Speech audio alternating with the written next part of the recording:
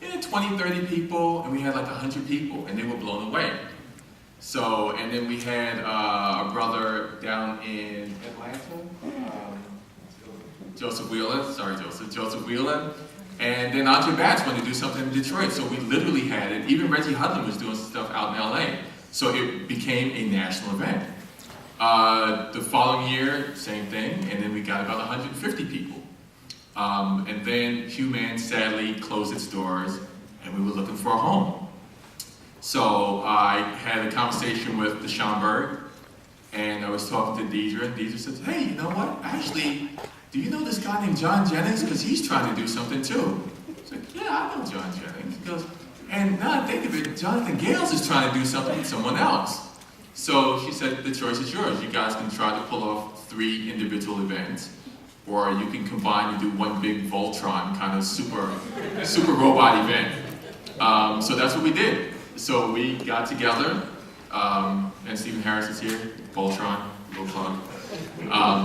So we got together and we talked and we decided, how we were going to do things. And we were coming from the Human days of 100 people, I was expecting maybe 300 or so. And it was amazing last year. And I think as I was driving home, Deidre called me and said, do you know how many people came? I said, no, there were 1,200 people that came in the door.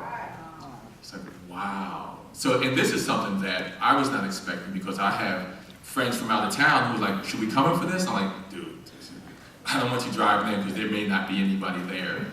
I felt very comfortable telling people to come in this year. So this is a very special event.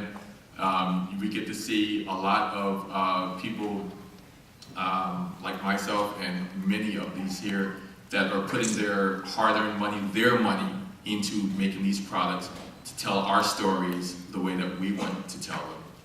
And I think it's a more personal thing, and just the hard work and the satisfaction that we get from that. We do need you because even though this is a passion, it is also a business, and we cannot function without you guys spreading the word and actually supporting it. So the better I do, the better he does, the better John does, the better we all do, and then we can have our kids read this and have Black comic books that are made by people who look like them, and go out of their way to make sure that everything is right. And I only do stuff that I know that my kids can read. So thank you very much for coming. I want John, come over. You want to say something? Thank you.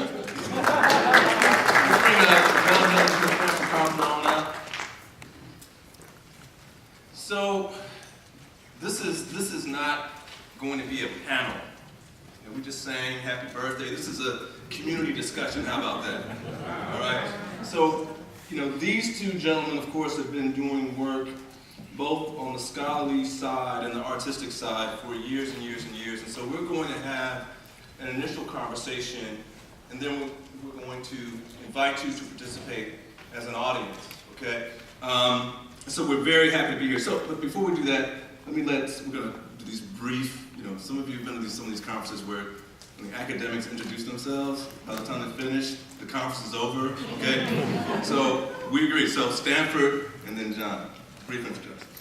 Hi, my name is Stanford Carpenter. I'm a cultural anthropologist, and I'm also the chairman of the board of directors and the director of oversight and compliance for the Institute for Comic Studies. Please. Use the mic, Stanford. Hello? So do I have to say it again? Yeah.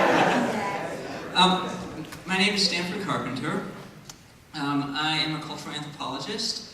I also do some comics myself. I am the chairman of the board of directors for the Institute for Comic Studies. Please like us on Facebook. And I'll just leave it there. Hello. Thank you for coming out. My name is John Jennings, and I'm an associate professor of visual studies at the State University of New York, Buffalo. And thank you for coming out, and it's a serious honor to be here. Thank you.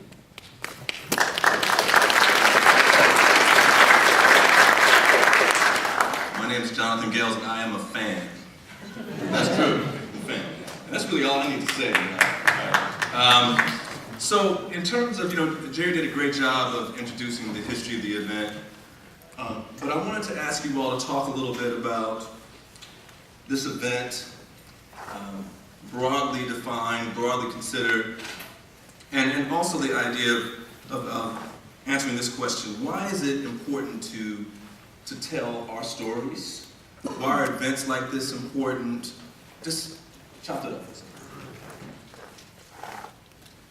Well, I would argue that it's important because it's about possibilities. When you tell a story, you allow somebody to see the world from a different perspective, and we need to make sure that our perspective is there. But also, it's about, when we tell stories, we don't just tell stories populated entirely with people like ourselves. It's important for us to also put forth and participate in the processes of how we create identity throughout our culture. And we create identity in our culture in many ways through stories. And I would argue it's a group project. Yeah. To piggyback off of that, I totally agree with that. I think that to a certain degree, you can even argue that we're like made of stories, right? Like we're like just interconnected stories. Having the honor of being at this inaugural festival, I'll just back up a little bit. Being an artist, a lot of times we talk about the idea of the lone auteur, just working alone in a studio, and so that's kind of like the myth behind the artistic creation, right? When I was behind that table and I saw all the young people come through, it really made me a lot less selfish as an artist, and realized that even though I was already doing this kind of cultural archiving and production, it really solidified with me that this was a historical moment that is really important for us, as Stanford says, to create these spaces where we can dream, we can think about these possible spaces. And so when I saw the kids and I saw, just how excited they were, and again, all this is about putting the unity back in community. Okay, so that's how I feel about it. There's a scene in the movie Searching for Antoine Fisher? Looking for Antoine? Antoine Fisher. Okay. But it's the climax of the film, and he meets. No, not Bobby Fischer. What did you say? Okay, that's right. It was. Okay, thank you. And it's the climax, and he discovers his family. And earlier in the film, he talks about wanting pancakes. He wants a big breakfast. Some of you remember that? And they slide open the doors, and there's this huge meal. And there's an elder woman who sort of gestures. That's how I felt when I went to the first ECBOC, the first East Coast Black Age of Comics Convention. I felt that I discovered this family that I didn't know. I felt that I was alone. And one of the things that has really moved me is not that, I discovered this, ECBOC, but there's this long history of people of color working in this genre, and I think it's important, as John indicated, this idea of archiving, of being connected to that history, to know that you aren't working alone. And I think events like this help us understand that, and that's why I'm so excited about the number of vendors that we're going to have tomorrow. But let me stop running my mouth. So, we talked earlier about this question of, Black superheroes.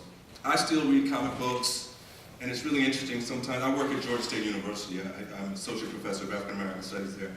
And I'll, be at the student center, taking a break for lunch, and I have a comic book, and students will walk by and say, Dr. Gibbs, what do you read? It's a comic book, man.